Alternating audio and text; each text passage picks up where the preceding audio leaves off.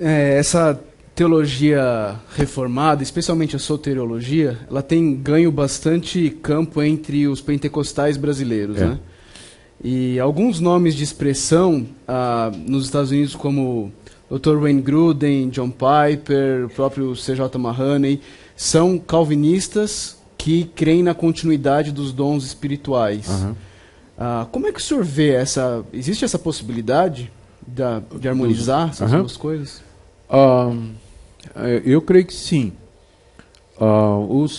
Quando a reforma protestante surgiu, e com ela o pensamento de João Calvino e de outros reformadores que se inspiraram em João Calvino, eles estavam lutando contra, em primeiro lugar, contra a Igreja Católica, que afirmava a continuação da revelação. A Igreja Católica acredita até hoje em revelação contínua. Então, a Bíblia não é a palavra final de Deus, mas Deus continua se revelando à Igreja, através do magistério católico e através do Papa. E, por conta disso, é que eles têm doutrinas como o nascimento, a virgindade perpétua de Maria, a ascensão de Maria ao céu de 1950 e poucos, né, que é o dogma de que Maria subiu aos céus, exatamente como Cristo subiu, porque eles acreditam em revelação contínua. Então, na época da reforma, os reformadores, eles entenderam que essa porta aberta de novas revelações era a causa de todas aquelas doutrinas erradas na Idade Média. Então, eles se levantaram e disseram, sola Scriptura, só a palavra de Deus, só a Bíblia. Deus não fala, Deus não está trazendo novas revelações. O que ele tinha para nos dizer está dito na Bíblia. Então, não há novas revelações. Então, de um lado, os reformadores estavam enfrentando a doutrina do papado, que pressupunha novas revelações. E tinha também o movimento anabatista. Aliás, ao lado do movimento anabatista, tinha um movimento que João Calvino chamava dos entusiastas.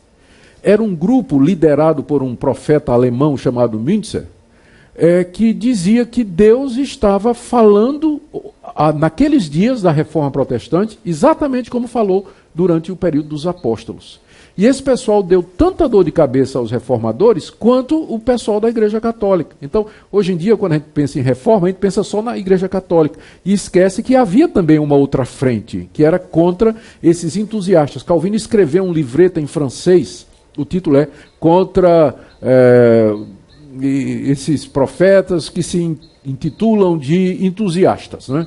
Então, é um panfleto em francês que ele escreveu, exatamente combatendo essa abertura que esse pessoal estava tendo, né, para que o Espírito Santo estivesse trazendo novas revelações e trazendo novas ideias e assim por diante. Então, por conta disso, a Reforma Protestante, quase por unanimidade, todas as grandes confissões que foram escritas no período da Reforma, elas diziam: os dons cessaram, as revelações cessaram, não há mais novas revelações.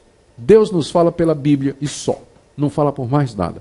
A Bíblia é a única regra de fé e prática. Sola Escritura é o primeiro sola, né? O primeiro slogan da reforma é exatamente esse.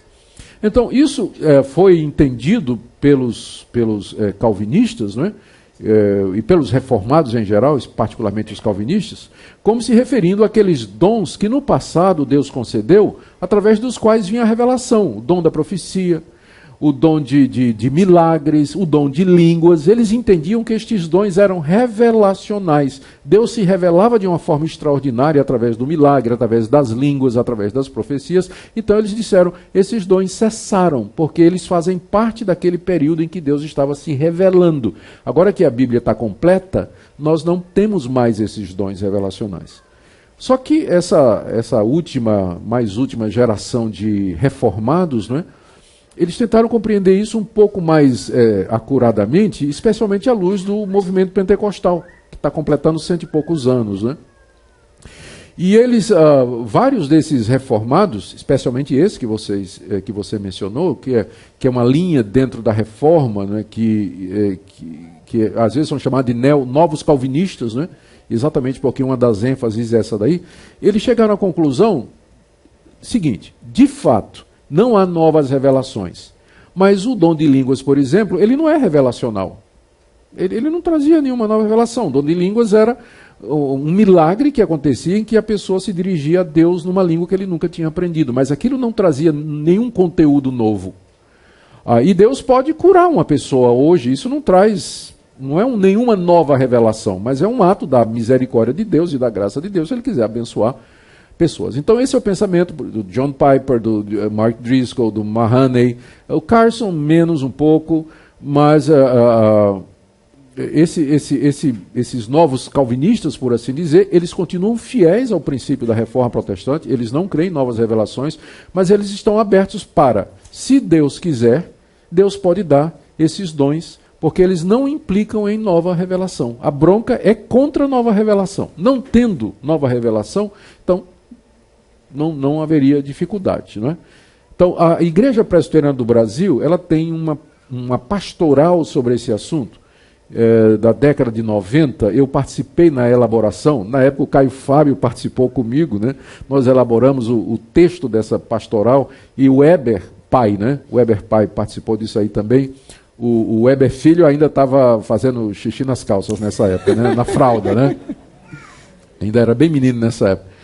E nós, então, trabalhamos nesse texto que foi aprovado pelo Supremo Conselho da Igreja Presbiteriana do Brasil, que diz isso mesmo, que historicamente e teologicamente nós não vemos necessidade do dom de línguas, não é? Nem do dom de curar, que está relacionado ao período apostólico, mas não há exegeticamente, não há nada na Bíblia que proíba que Deus possa dar esse dom quando Ele quiser. Só que essa é a posição da Igreja Presbiteriana, né? O ônus de provar que Deus está dando esse dom é de quem diz que tem.